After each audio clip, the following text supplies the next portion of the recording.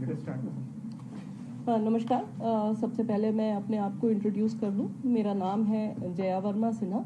मैं member operation और business development हूँ रेलवे बोर्ड में। मैं इस पर्टिकुलर एक्सीडेंट के बारे में आप लोगों से कुछ जानकारी साझा करना चाहती हूँ, जिससे कि अगर किसी तरह का कोई मिसकंसेप्शन है या कहीं कोई गलत इन्फॉर्मेशन है तो वो क्लैरिफाई हो जाए। और शुरू में मैं आपके साथ कुछ छोटी मोटी जितनी भी डिटेल्स हैं जो आसानी से समझ में आ सकती है वो मैं आपको समझा दूंगी कि किस प्रकार ये हादसा हुआ और रेलवे ने उसके बाद क्या क्या किया, किस तरह से रेस्टोरेशन, सबसे पहले रिलीफ और रेस्क्यू किया, उसके बाद जब ये कंप्लीट हो गया उसके बाद रेस्टोरेशन के लिए हम लोग क्या काम कर रहे हैं और ये रेस्टोरेशन कब तक हो जाएगा, और कि ये जो इंजर्ड लोग हैं उनका क्या ख्याल किया जा रहा है और किस तरह से हम उनकी सबसे अच्छी देखभाल करने की कोशिश कर रहे हैं। उसके बाद अगर आप लोगों को कुछ और एडिशनल जानकारी चाहिए तो मैं मेरी जहाँ तक समझ है या डिटेल्स है मेरी पास, मैं आपसे शेयर कर लूँगी। सबसे पहले ये हमने आपको एक मैप दिया है जो कि सिंप्लीफाई करके दिया है एक स्टेशन के बारे में। ये स्टेशन है बहनगा बाज़ार। ये बालासोर डिस्ट्रिक्ट में है। डिस्ट्रिक्ट हेडक्वार्टर से करीब 25 किलोमीटर दूर है।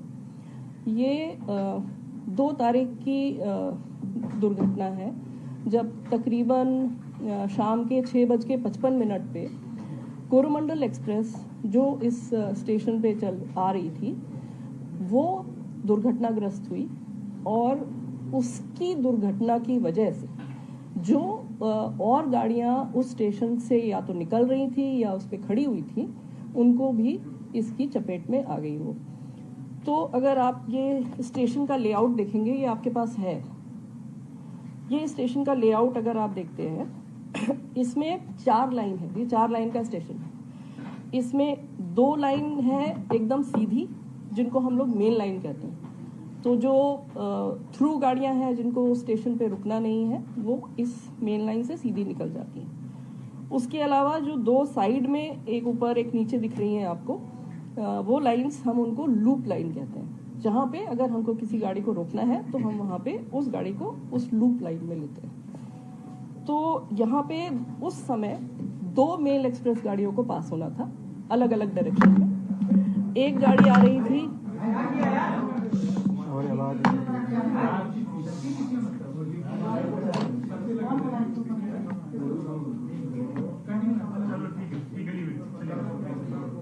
मैं फिर से बता देती हूँ। कोई नहीं, मैं फिर से बता देती हूँ उसमें कोई चिंता की बात नहीं।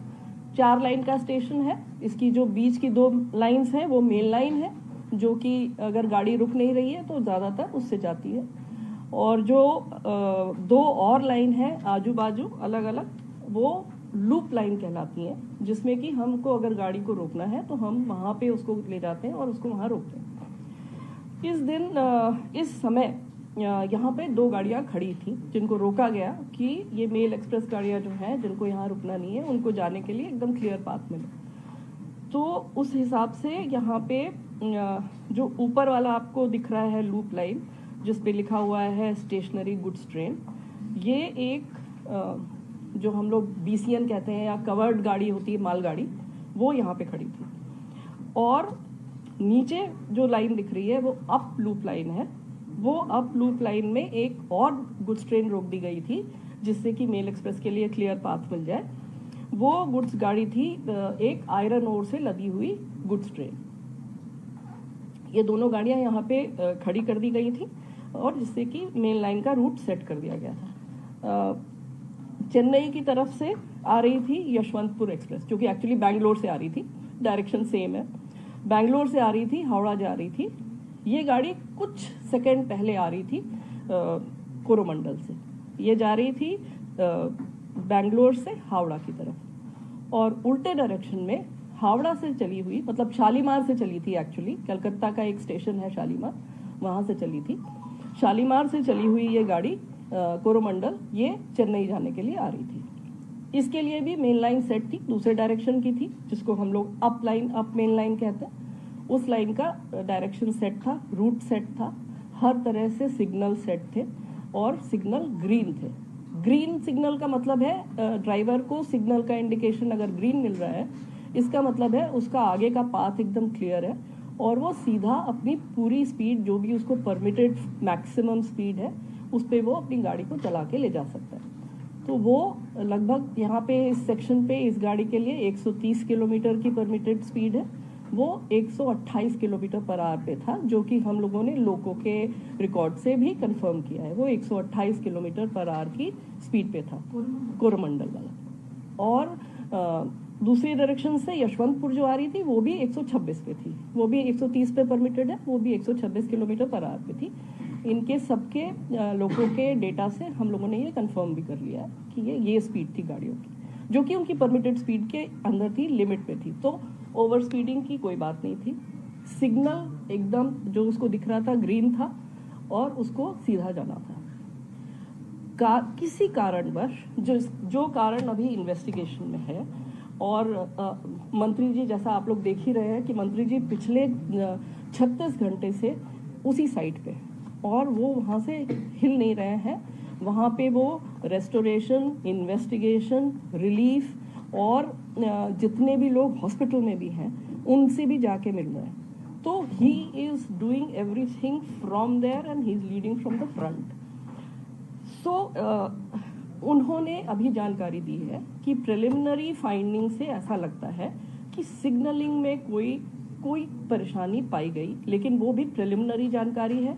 हमारे जो कमिश्नर ऑफ रेलवे सेफ्टी हैं उनकी जांच चल रही है, इसलिए उनकी जांच कंप्लीट हुए बिना हम लोग कुछ भी नहीं शेयर कर सकते हैं अभी डिटेल में, क्योंकि जो भी हम कहेंगे अगर वो गलत हो गया तो फिर वो ठीक नहीं होगा।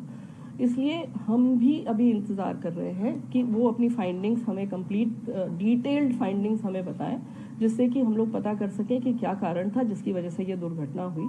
दुर्घटना सिर्फ कोरोमंडल एक्सप्रेस की हुई है। ये भी एक चीज़ है जो कि सबको समझने की आवश्यकता है कि यहाँ पे 3 इंजन भिड़ गए और बहुत सी मल्टीपल ट्रेन्स जो है वो आपस में टकरा गई, कैसे सब एक ही रास्ते में थी। ये इस तरह की गलत इन्फॉर्मेशन या गलत समझ फ्लोट अराउंड कर रही है। तो उसको क्लैरिफाई करने के लिए मैं दोबारा ये बताना चाहती हूँ कि सिर्फ एक ट्रेन क्षतिग्रस्त हुई, एक ट्रेन का एक्सीडेंट हुआ जो कि कोरोमंडल थी। उस ट्रेन किसी कारण, जिस भी कारण के वजह से, जिसको हमें पता चलेगी अभी डिटेल में कि क्या कारण था, वो जो एक्सीडेंट ग्रस्त हुई और अप लूप लाइन में जो आयरन ओर की ट्रेन खड़ी हुई थी, जो मैंने आपको बताई मालगाड़ी, उससे टकराई। उसके ऊपर उसका इंजन चला गया, उसके कुछ कोचेस चले गए और ये इतना तेज इम्पैक्ट था। वो बेसिकली इसलिए था क्योंकि ट्रेन अपनी फुल स्पीड पे थी। 128 kmph पे मामूली चीज़ नहीं है। और दूसरी इशू ये था कि वो एक आयरन ओर की ट्रेन थी, जो कि बहुत ही भारी ट्रेन होती है। तो वो सारा इम्पैक्ट जो है, कोलिजन का इम्पैक्ट, अगर आप लोग किसी भी टेक्निकल कोलिजन एक्सपर्ट से भी पूछेंगे, कोलिजन का इम्पैक्ट उसने कम्प्लीटली रिजेक्ट कर दिया, क्योंकि वो आयरन ओर भरी हुई ट्रेन थी। एंड द एंटायर पूरा का पूरा इम्पैक्ट जो है वो सारा का सारा ट्रेन के ऊपर आ गया। कोचिंग ट्रेन थी ये। अब इस ट्रेन के बारे में भी मैं कुछ बताना चाहूँगी। ये ट्रेन है LHB ट्रेन, हमारी जो LHB कोचेस हैं उसकी ट्रेन है ये। LHB is a very very safe train. अगर आप और एक्सीडेंट्स इस तरह की ट्रेन के देखेंगे, आपको मिलेगा कि इवन एट फुल स्पीड ये ट्रेन कैप्साइज नहीं होते। इसके कोचेस जो हैं वो दे डोंट टर्न टर्टल, और इसलिए उसमें जो लोग होते हैं वो उनको कोई ज़्यादा इंजरीज नहीं होती है। अनफॉर्चुनेटली इस केस में ये ऐसा हादसा हुआ कि इस स्पीड पे अगर पूरा का पूरा इम्पैक्ट ट्रेन के ऊपर आएगा तो कोई भी दुनिया में ऐसी कोई टेक्नोलॉजी नहीं है कि वो इस तरह के जंबलिंग अप को प्रिवेंट कर सके।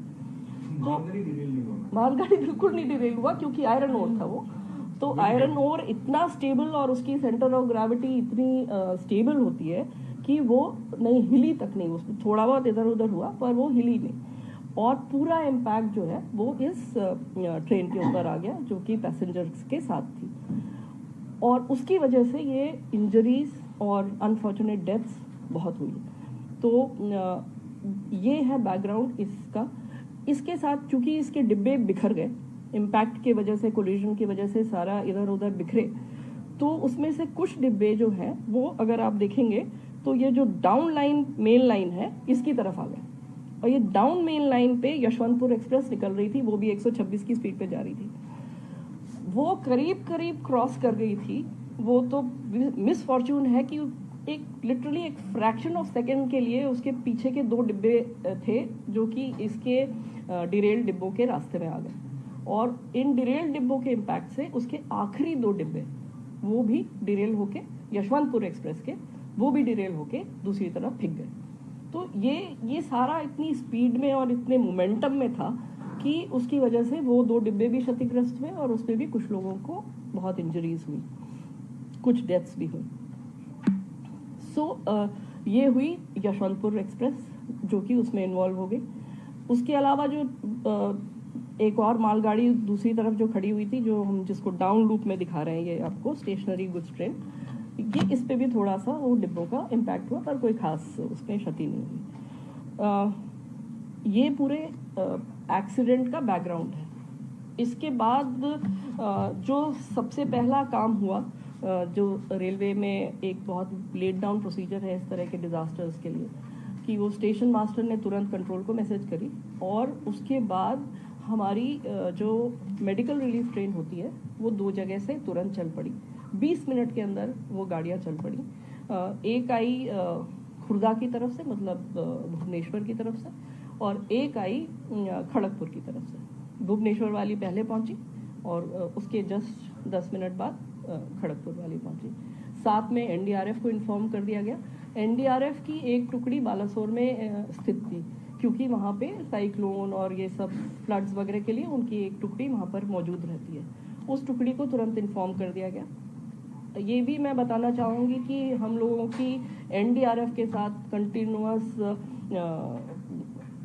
इस तरह की घटनाओं से बचने के लिए एक्सरसाइज चलती रहती है, कोऑर्डिनेशन चलता रहता है, और हम लोग बहुत सारी मॉक ड्रिल्स करते हैं। उसका ये फ़ायदा हुआ कि एनडीआरएफ की टीम जो बालासोर में मौजूद थी वो भी वहाँ से चल पड़ी तुरंत तैयार होकर, और वो भी पहुँची। जो आर्मी की भी वहाँ पे एक टुकड़ी मौजूद थी वो भी मोबिलाइज हो गई, उसको इन्फॉर्मेशन पहुँच गई, वो भी आ गई। जो स्टेट एडमिनिस्ट्रेशन था, जो स्टेट डिजास्टर रिलीफ थी, जो district manager DM and his team and the SP and the local administration, everybody responded. Locals जो वहाँ पे थे वो तो खैर they are the first responders, वो सारे locals आ गए and immediately जितने लोगों को वहाँ से निकाला जा सकता था, उनको वहाँ से नज़दीक के अस्पताल ले जाया जा सकता था, उसके लिए जो भी कार्रवाई करनी थी वो लोगों ने शुरू कर दी। It is a major disaster, उसमें एक छोटी चीज़ नहीं है ये, एक इतनी बड़ी दुर्घटना और इतने सारे लोगों को का इन्वॉल्वमेंट था। ये सारे लोग इसमें सिर्फ इसी फोकस के साथ लगे रहे कि कैसे लोगों को की जान बचाई जाए और उनको जल्दी से जल्दी हॉस्पिटल पहुंचाया जाए। और जो हमारे डॉक्टर्स वहाँ पे पहुँच गए थे, लोकल डॉक्टर्स, डिस्ट्रिक्ट के डॉक्टर्स पहुँच गए थे, वो फर्स्ट एड वहाँ पे करके एंड इमीडिएटली जो भी इंजर्ड थे उनके लिए जो साधन मिला, जो फर्स्ट अवेलेबल साधन मिला, उससे लोगों को मूव करना शुरू कर दिया। एम्बुलेंसेस तो उसके बाद आई, पर लोगों को इस हिसाब से निकालना और मूव करना शुरू हो गया। ये पूरा बचाव और इसका कार्य पूरी रात चलता रहा। सुबह तक 3 तारीख की सुबह तक जब सारे वरिष्ठ अधिकारी भी पहुंच गए वहाँ पे, मंत्री जी खुद पहुंच गए, भी ये काम चलता रहा। और करीब दोपहर के 2 बजे के करीब जितने भी लोग उसमें या तो फंसे थे या जिस भी तरह से थे उनको निकाल लिया गया। ये काम जब कंप्लीट हो गया, हर तरह से इंश्योर कर लिया, डिस्ट्रिक्ट एडमिनिस्ट्रेशन ने भी, लोकल पुलिस ने भी ये कंफर्म किया कि यहाँ पे अब कोई व्यक्ति इसमें नहीं है, तब उसके बाद रेस्टोरेशन का काम शुरू हुआ। इसलिए रेस्टोरेशन में अभी समय लगेगा। रेस्टोरेशन में भी बहुत बड़ा काम है क्योंकि यहाँ पे ट्रैक वगैरह सब कुछ एकदम डैमेज हो गया। जो OHE के पोल जिस पे कि बिजली के तार चलते हैं वो सब कुछ डैमेज्ड है, तो वो रेस्टोरेशन का काम चलता रहा। उसके बाद पूरी रात मंत्री जी खुद वहाँ पे उसको सुपरवाइज करते रहे सीनियर ऑफिसर्स के साथ। हमारे रेलवे बोर्ड के चेयरमैन साहब और हमारे मेंबर इंजीनियरिंग जो हैं वो खुद, और मेंबर रोलिंग स्टॉक, सब लोग वहाँ पर रहे, जनरल मैनेजर्स, DRMs, सब लोग वहाँ पे, अपार्ट फ्रॉम हमारी टीम्स जो कि लेबर, सारा टेक्निकल टीम्स, सारे मटेरियल जो चाहिए रिप्लेस करने के लिए, सब लोग वहाँ पे मोबिलाइज होते रहे। सारी रात वो गाड़ियाँ भी शटल की तरह से चलती रहीं और वो सामान वहाँ पे पहुँचा के, अभी आप देख ही रहे हैं कि रेस्टोरेशन का काम बहुत तेज़ी से चल रहा है। शायद शाम तक 8-8 बजे तक हमको एक लाइन मिलने की उम्मीद है। हो भी सकता है कि अगर काम ठीक चला तो दोनों लाइनें इस लायक हो जाएंगी कि कुछ गाड़ियाँ निकल सकें, धीमी गति से निकल सकें। सर नहीं, I am talking about the main line. पहले मेन लाइन देंगे क्योंकि गाड़ियाँ निकलने लगे, उसके बाद फिर आगे देखेंगे। एक मिनट, हम सारे सवाल, रुक जाइए। हाँ, मुझे दो चीजें और बतानी है, बस 2 चीजें और बतानी है। ये तो हुआ रेस्टोरेशन का काम। उसके बाद जो इंजर्ड है उनके बारे में मुझे कुछ कहना है। आप लोगों के माध्यम से भी मैं ये सबको कहलवाना चाहती हूँ, हमारी एक सिंपल हेल्पलाइन नंबर है 139। 139 हमने सब जगह अलग अलग स्पेशल हेल्पलाइन नंबर्स खोल दिए, हर जगह हेल्प डेस्क खोल दिए, हर स्टेशन पे जो भी कनेक्टेड स्टेशंस हैं वहाँ पे हेल्प डेस्क खुली हुई है, वहाँ पे ऑफिसर्स बैठे हुए हैं लोगों की, रिलेटिव्स की मदद करने के लिए। हम लोग खुद पूरी रात यहाँ पे 36 घंटे से हमारे, मैं पर्सनली तो यहाँ पे 36 घंटे रही हूँ, उसके अलावा बाकी लोग जो हैं वो शिफ्ट ड्यूटी पे आते रहे हैं। हमारा एक वॉर रूम है, वो हम आपको दिखाएंगे, वहाँ से हम सारा कोऑर्डिनेशन कर रहे थे यहाँ से, जो कि दूसरी एजेंसीज के साथ चाहिए, पैसेंजर्स के साथ चाहिए, जो इंजर्ड हैं उनके साथ चाहिए, उनके रिलेटिव्स के साथ चाहिए, उनके नेक्स्ट ऑफ किन के साथ चाहिए। तो वो हम आपके माध्यम से फिर अपील करना चाहते हैं, हम ये इन्फॉर्मेशन सबको पहुंचाना चाहते हैं जो भी परेशान है इस सिचुएशन में। 139 एक सिंपल नंबर है, उसको कॉल करें। वहाँ पे हमारे ऑफिसर्स बैठे हैं, वहाँ पे कोई कॉल सेंटर के ऊपर हमने नहीं सिर्फ काम छोड़ रखा है कि वो जो आपको 1 घंटे करेंगे और कहेंगे कि अब आप ये नंबर डायल करिए, अब वो नंबर डायल करिए, या आप इससे कॉन्टैक्ट करिए और हमें नहीं पता, हम बताएंगे आपको। इस तरह की चीज़ से हमने इसको निकाल के हमारे सीनियर ऑफिसर्स वहाँ पे बैठे हुए हैं जो कि खुद एक कॉल का जवाब दे रहे हैं और जितनी मदद हो सकती है लोगों को कनेक्ट करने की वो हम कोशिश कर रहे हैं। इसमें अगेन आपके माध्यम से मैं सब पब्लिक को ये कम्युनिकेट करना चाहूँगी कि किसी के भी अगर कोई relatives, friends, anybody known to them अगर इसमें फंसे, इसमें अफेक्ट हुए हैं, प्लीज़ कॉल 139। हम उनको बालासोर जहाँ के हॉस्पिटल्स में लोग हैं, भुवनेश्वर जहाँ पे हॉस्पिटल्स में लोग हैं, वहाँ तक हम उनको पहुँचाएंगे। हम उनकी journey, we will take care of their journey, we will take care of connecting them to their loved ones, their friends जो भी इसमें इंजर हुए हैं। हम उनके वहाँ पे लोकल मूवमेंट का अरेंजमेंट करेंगे। हम वहाँ पे अगर उनको कहीं रहने की व्यवस्था चाहिए, उनको खाने की कोई ज़रूरत होगी, वो भी हम लोग देखेंगे। हर एक पेशेंट के साथ हमारा एक स्काउट एंड गाइड नॉमिनेटेड है जो कि उस पेशेंट की और जितने भी उनके रिलेटिव्स, उनके वेल विशर्स उनके साथ हैं, उनके साथ उनकी जितनी भी तरह की मदद उनको चाहिए, किसी भी तरह की मदद उसको करने के लिए तैयार है। तो ये प्लीज़ इन्फॉर्मेशन फैलाने की ज़रूरत है, ये सबको बताने की ज़रूरत है कि वो परेशान नहीं हो। 139 पे कॉल करेंगे तो हम उनके साथ कनेक्ट हो जाएंगे, फिर हमारी जिम्मेदारी, it is our responsibility to connect to them. ये एक आइटम। दूसरा, जो एक्सग्रेशिया पेमेंट अनाउंस हुआ, मंत्री जी ने जो माइनर इंजरी है उसके लिए 50,000, जो सीरियस इंजरी है उसके लिए 2 लाख, और अगर किसी की अनफॉर्चुनेटली डेथ हो गई है तो उनके नेक्स्ट ऑफ किन को 10 लाख की घोषणा की हुई है। ये हम लोग कंटिन्यूसली इसका वितरण कर रहे हैं। जितने भी इंजर्ड लोग हैं और जो हॉस्पिटल में हैं अभी भी, उनको हम लोगों ने इंश्योर किया है कि उनको एक्सग्रेशिया पेमेंट तुरंत हो जाए। उनको जिस भी तरह की आर्थिक मदद चाहिए वो तो मिल ही जाए, उसके अलावा हमें जो करने की और आवश्यकता है वो हम कर ही रहे हैं, वो मैंने आपको बताया है। हाँ, करीब 3.5 करोड़ हम लोग अभी तक डिस्पर्स कर चुके हैं टू वेरियस पीपल। सो ये इन्फॉर्मेशन भी अगर आपके माध्यम से आम लोगों तक पहुंच जाए, जो भी कंसर्न लोग हैं उन तक पहुंच जाए, तो I will be really thankful. That is my request. इसके बाद I am ready to take the question. I have all the time, I have all the time, I will answer everybody. Can we talk one by one? इसमें एक data add कर लीजिए, ma'am ने जितना बोला है, जो डिस्बर्सल हुआ है सब बताऊंगी। I'll tell you everything. I'll tell you जो everything. डिस्बर्सल हुआ है, तो मैम ने जो बताया उसमें एक डेटा और ऐड कर लीजिए। टोटल 285 केसेस में 3.22 करोड़ 285 लोगों ने क्लेम लिया है। 285 हाँ जी, 285 और लोगों ने क्लेम लिया है और 3.22 करोड़ अभी हुआ है। अभी काफी बांटना बचा है, लोग आ रहे हैं, वेरिफिकेशन होकर तुरंत दिया जा रहा है। और टोटल 6 लोकेशन पे हम लोग डिस्बर्सल कर रहे हैं। 3.22 हाँ, 6 लोकेशन पे हम लोग डिस्बर्सल कर रहे हैं। अब क्वेश्चन लेंगे, please have patience. Be patient. I will answer every single question. मैं moderate good afternoon ma'am, I am Gaurav from BNI। मेरा आपसे ये सवाल है कि जितनी भी अभी जानकारी आ रही है सिग्नल को लेकर काफी सवाल उठ रहे हैं। आपने जैसा कि अभी कहा कि प्राइमा फेसी ऐसा लग रहा है कि सिग्नल में कुछ खामी है, लेकिन जांच, उसकी जो विस्तृत जांच है वो चल रही है, यानी कि रेलवे को अभी ये पता नहीं है कि किस कारण से एक्सीडेंट हुआ है।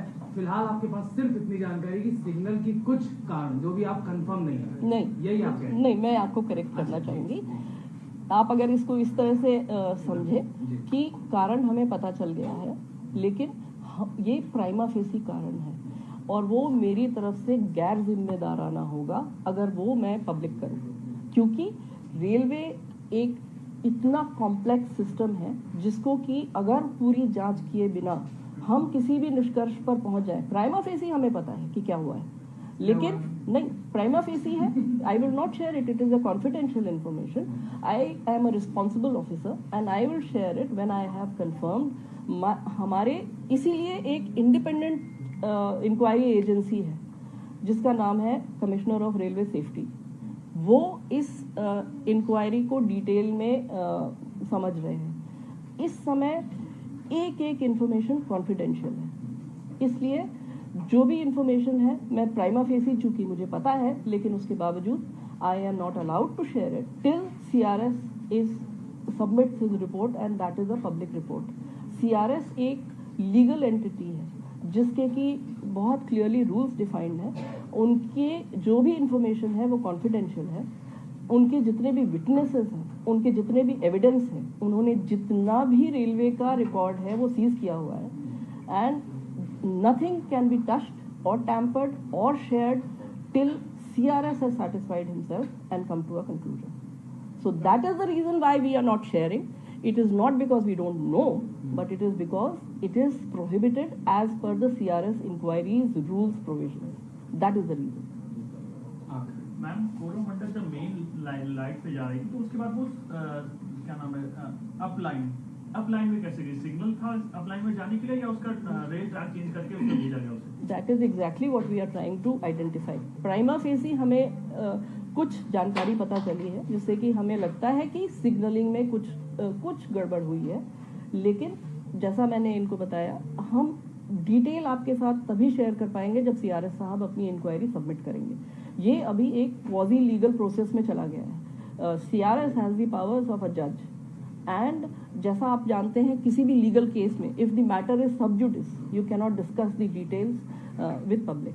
सो that is the only reason. एक क्वेश्चन बहुत लंबा है, That आप is- बताइए। चेंज इन इलेक्ट्रॉनिक इंटरलॉकिंग का मतलब क्या है और ये इससे क्या हुआ है? क्या उन लोगों की पहचान हो गई जो इसके लिए रिस्पॉन्सिबल है?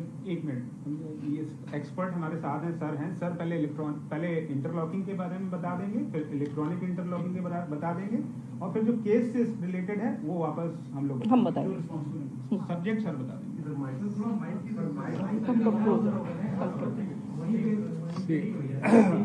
आप लोगों की सबों की जानकारी के लिए मैं सबसे पहले आपको ये बताना आप चाहूँगा। Introduce yourself.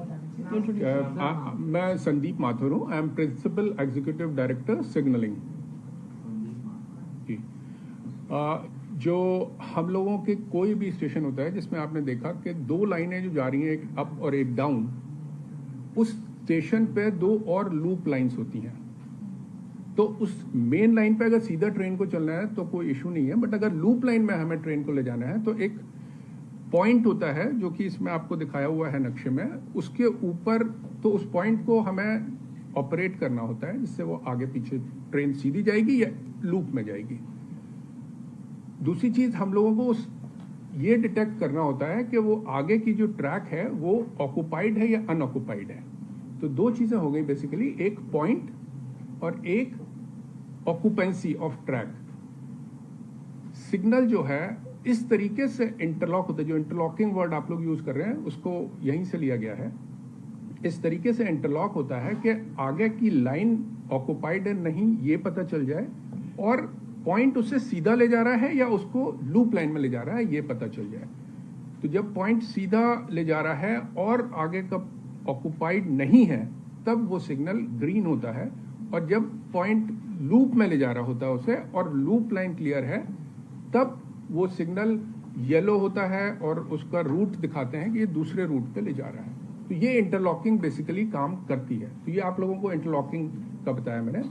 बेसिकली एक सेफ वे में ट्रेन को स्टेशन से हम लोग ले जाएं, उसके लिए ये पॉइंट और डिटेक्शन यूनिट को सिग्नल से हम इस तरीके से इंटरलॉक करते हैं कि वो मूवमेंट उसको क्लियर रहे, कोई आगे ना हो, और उसको किस तरफ जाना है, सीधा जाना है या लूप में जाना है ये पता चल जाए। और ये इलेक्ट्रॉनिक क्यों कहलाती है? ये 2 तरीके से हम लोगों की इलेक्ट्रॉनिक भी हो सकती है ये, और नॉन इलेक्ट्रॉनिक भी हो सकती है। इस पर्टिकुलर स्टेशन पे इलेक्ट्रॉनिक इंटरलॉकिंग थी। जब ये इंटरलॉकिंग हम किसी कंप्यूटर बेस्ड सिस्टम से हम लोग करते हैं, वो उसमें ये डिफाइन हो जाता है कि आगे का ट्रैक ऑक्युपाइड है या नहीं, वो हम इलेक्ट्रॉनिकली पता करते हैं और उसमें आपस में इंटरलॉकिंग करते थे, तब इलेक्ट्रॉनिक इंटरलॉकिंग कहलाती है। और कई जगह पे हम लोग रिलेज से ये इंटरलॉकिंग करते हैं, और कई जगह पे अभी भी कुछ स्टेशन पे, कहीं पे नहीं कहूंगा, अभी सिर्फ आउट ऑफ 7000 स्टेशन, कुछ 100 स्टेशन पे लीवर्स के थ्रू हम ये लोग इंटरलॉकिंग करते हैं। तो ये इंटरलॉकिंग है, और इस पर्टिकुलर स्टेशन पे इलेक्ट्रॉनिक इंटरलॉकिंग थी। मतलब कंप्यूटर बेस्ड है, कंप्यूटर बेस्ड है। और जो लोग इसके लिए रिस्पॉन्सिबल है, क्या उनको चिन्हित कर लिया गया है, उनको पहचान हो गई है? I'll answer that. क्या टेम्पर भी हो सकता है? मैं बताती हूँ आपको। सिग्नल था पहले ग्रीन पे। Just supplementing this question, can there be a malfunction in this, and how is it possible if it can be a malfunction? Let us answer both the questions. One, it is supposed to be tamper proof. It is supposed to be error proof. उसका exact word बता देता हाँ, हूँ। बताओ। It is called as fail safe system, मतलब it will fail on a safer side. ठीक है, अगर फेल भी हो गया तो सिग्नल लाल हो जाएगा, मतलब गाड़ी रोक दो बेसिकली। अगर फेल हुआ तो उसमें फेल सेफ सिस्टम है।